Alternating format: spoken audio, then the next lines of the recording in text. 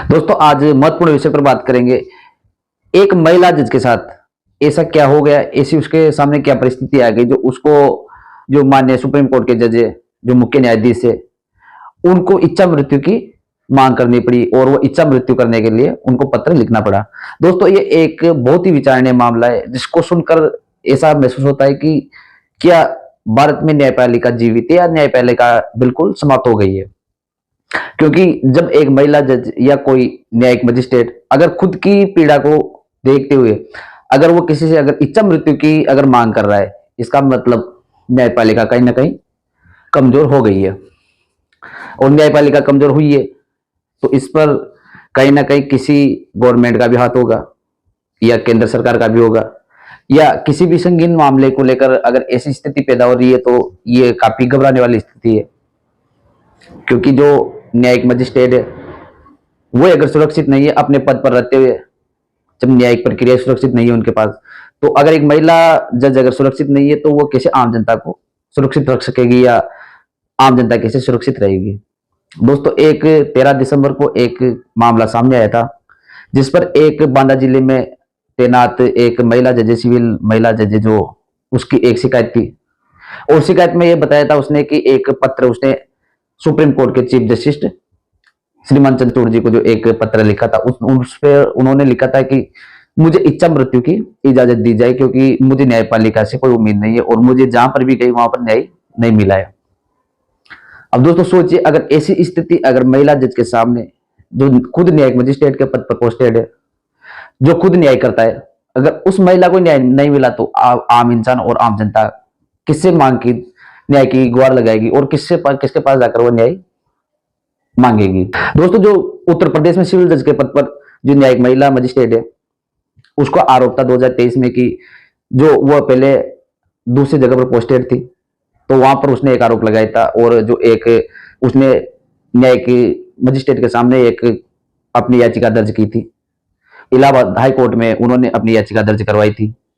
तो वो याचिका दर्ज होने के बाद उसका कोई समाधान नहीं निकला था और एक 6 महीने के अंतराल तक जो जांच कमेटी बनी थी वहां की, उस जांच कमेटी में भी महिला जज को कोई संतुष्टिपूर्ण और कोई जवाब नहीं मिला और उसको वहां से भी न्याय नहीं मिला। दोस्तों ये मामला था कि एक जो महिला जज थी उसको जो डिस्ट्रिक्ट जज था, डिस्ट्रिक्ट जज ने रात में उसके घर पर बुलाया और घर पर बुलाने के बाद सेक्सुअल हारेसमेंट किया।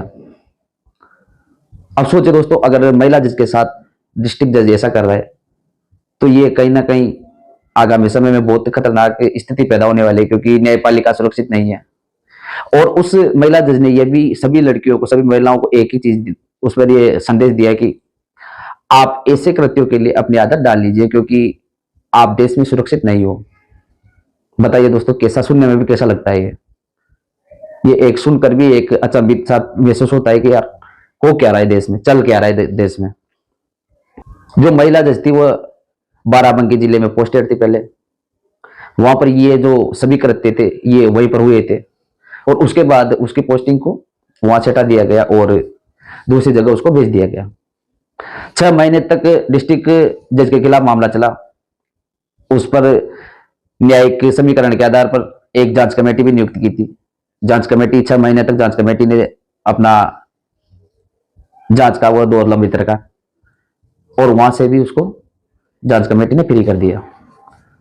तो महिला जज जब हर जगह से हताश हो गई और उसने एक ही ऑप्शन दिखा कि अब माननीय सुप्रीम कोर्ट का दरवाजा के लिए उसको उड़ना पड़ा और जो माननीय सुप्रीम कोर्ट के जज साहब उनको उन्होंने एक पत्र लिखा है जिस पर उन्होंने कहा है कि मुझे इच्छा मृत्यु की इजाजत दी जाए।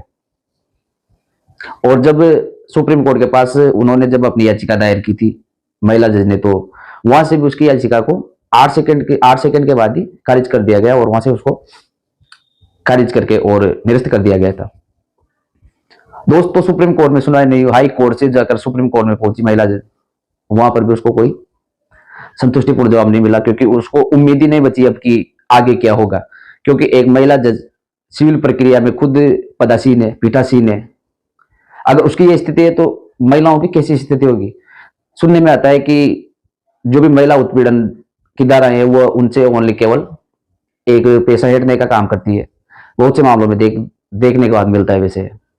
लेकिन एक न्यायिक मजिस्ट्रेट अगर ऐसा आरोप इस वजह से तो नहीं लगा सकती कि वो कोई झूठा आरोप लगाएगी, क्योंकि वो एक खुद न्यायिक मजिस्ट्रेट है। एक खुद के आचरण के ऊपर दाग लगाना बहुत भारी पड़ जाता है उसको। कोई भी महिला अगर पीठासीन महिला है तो उसके ऊपर ये एक चुनौतीपूर्ण काम है वैसे देखा जाए तो। अब दोस्तों इस पर जब हाई कोर्ट सुनवाई कर रहा था, जब हाई कोर्ट ने कमेटी बना रखी थी, तो वहां पर एक इश्यू था कि जो डिस्ट्रिक्ट जज था, जो भी वहां पर एविडेंस थे, जो भी उसके गवाह थे, वो सब डिस्ट्रिक्ट कोर्ट के जो जज थे उसके नीचे कार्यधीन थे। अब वहां पर उसके खिलाफ दोस्तों कोई गवाह देने की कोई हिम्मत ही नहीं कर सकता। तो दोस्तों ये स्थिति जो देश में बनी हुई है, ये स्थिति बनने का कुछ रीजन तो रहा होगा, और इतना भारी और इतना संगीन मामला होते हुए भी इस पर किसी ने अभी तक सुनवाई नहीं की, और महिला जज को एक देखा जाए तो हिम्मत हार कर इच्छा मृत्यु की जो इजाजत उसने सुप्रीम कोर्ट से मांगनी पड़ी।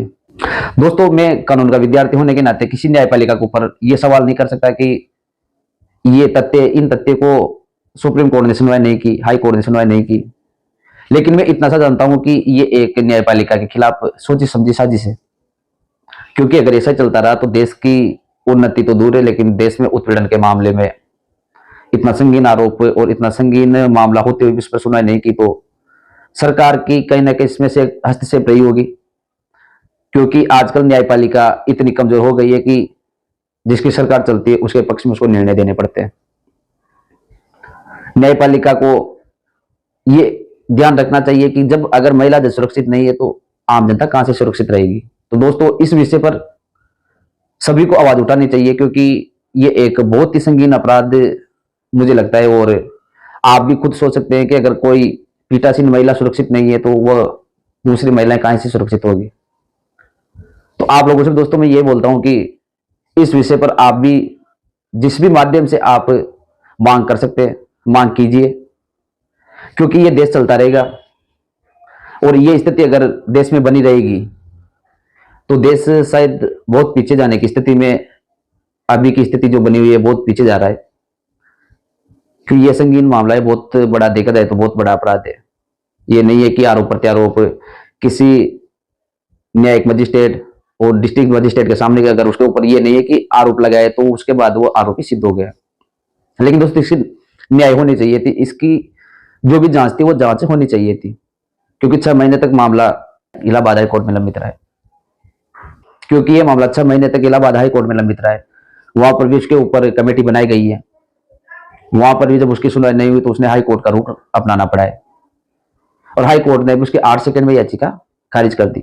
अब देखते हैं दोस्तों कि जो सीजे चंद्रचूड़ जी है इस मामले पर वो क्या फैसला लेते हैं और वो किस तरह न्यायपालिका को सुरक्षित रखते हैं।